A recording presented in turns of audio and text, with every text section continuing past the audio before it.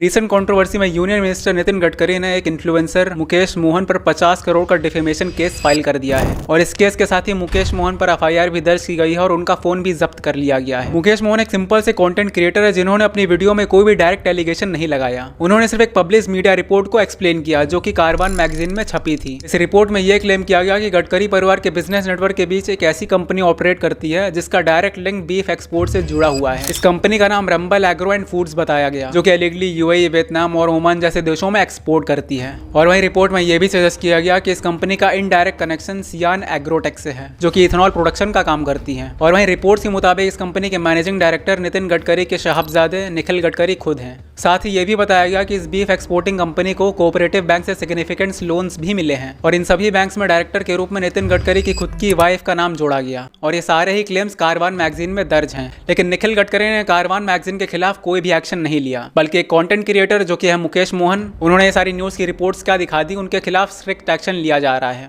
जो कि बिल्कुल गलत है। और वहीं अगर इन सारे क्लेम्स को देखा जाए तो ये पोटेंशियल कॉन्फ्लिक्ट ऑफ इंटरेस्ट का मुद्दा बन सकता है क्योंकि ये रिपोर्ट अपने भारत के पॉलिटिशियंस की काली सच्चाई को बयां कर रही है। और वहीं सिर्फ इतना ही नहीं, इसी से जुड़ी हुई एक और रिपोर्ट की डिटेल दुबई के गल्फ फूड फेस्टिवल से रिलेट करती है जहां पर नितिन गडकरी एक स्टॉल पर विजिट करते हुए नजर आए। कहा जाता है कि ये स्टॉल उन कंपनी से लिंक्ड था जो उस रिपोर्ट में मेंशन्ड है। और वहीं कुछ विजुअल्स में यह भी क्लेम किया गया कि कुछ फोटोज में मीट रिलेटेड लोगोस को हाइड या रिमूव किया गया जिससे कि स्पेकुलेशन और बढ़ा। अब वहीं सबसे इंपॉर्टेंट ऑब्जर्वेशन यह है कि इतनी डिटेल्ड रिपोर्ट के पब्लिश होने के बावजूद डिफेमेशन केस डायरेक्टली उस पब्लिकेशन पर फाइल नहीं किया गया जहां पर यह इन्वेस्टिगेशन छपी थी। इसके बजाय एक्शन एक रैंडम इन्फ्लुएंसर मुकेश मोहन पर लिया गया जिसने इन सारी चीजों को अपनी वीडियो में डिस्कस किया क्योंकि उस कंपनी के पास खुद के लॉयर्स हैं, पूरी कमेटी है और नितिन गडकरी की हैसियत नहीं है कि वो उनसे उलझें। और मेन कंपनी पर केस करने के बजाय एक छोटे से कंटेंट क्रिएटर मुकेश मोहन से लड़ना बहुत आसान है क्योंकि छोटे कंटेंट क्रिएटर्स के पास लीगल रिसोर्सेज नहीं होते हैं जितना कि बड़े मीडिया हाउसेस के पास होते हैं। और वो भी कोई छोटा मोटा केस नहीं, एक छोटे से कंटेंट क्रिएटर मुकेश मोहन पर 50 करोड़ का डिफेमेशन केस अकेले फाइल कर दिया गया है। और वहीं दूसरी तरफ ये आर्गुमेंट भी दिया जा रहा है कि अगर कोई कंटेंट किसी पब्लिक फिगर के रेपुटेशन को अफेक्ट करता है तो उसकी रिस्पॉन्सिबिलिटी सिर्फ ओरिजिनल सोर्स तक लिमिटेड नहीं होती क्योंकि जो भी इस कंटेंट को एम्पलीफाई करता है रिस्पॉन्सिबिलिटी उस पर भी आती है। और इसी वजह से मुकेश मोहन का ये केस सिर्फ एक इंडिविजुअल डिस्प्यूट नहीं है बल्कि एक ब्रॉडर इश्यू बन गया है। पूरे मैटर में मेजर इफेक्ट ये हुआ है कि जो इन्फॉर्मेशन पहले सिर्फ लिमिटेड ऑडियंस तक थी और वहीं नितिन गडकरी ऐसे पॉलिटिशियन जितना इस चीज को दबाने की कोशिश करेंगे ये चीज उतना फैलती चली जाएगी। और वहीं अभी ध्रुव राठे ने भी इस केस पर कंटेंट बना रखा है। और वहीं ओवरऑल ये केस एक इंपॉर्टेंट एग्जांपल बनकर सामने आया है जहां सोशल मीडिया, जर्नलिज्म और लीगल सिस्टम एक दूसरे को इंटरसेक्ट करते हैं। और वहीं ये डिबेट अब कंटिन्यू रहेगा कि क्या इस टाइप के केसेस में प्राइमरी रिस्पॉन्सिबिलिटी ओरिजिनल पब्लिशर की होनी चाहिए या फिर उन इन्फ्लुएंसर या फिर कंटेंट क्रिएटर्स की जो इस केस को आगे एम्पलीफाई करते हैं।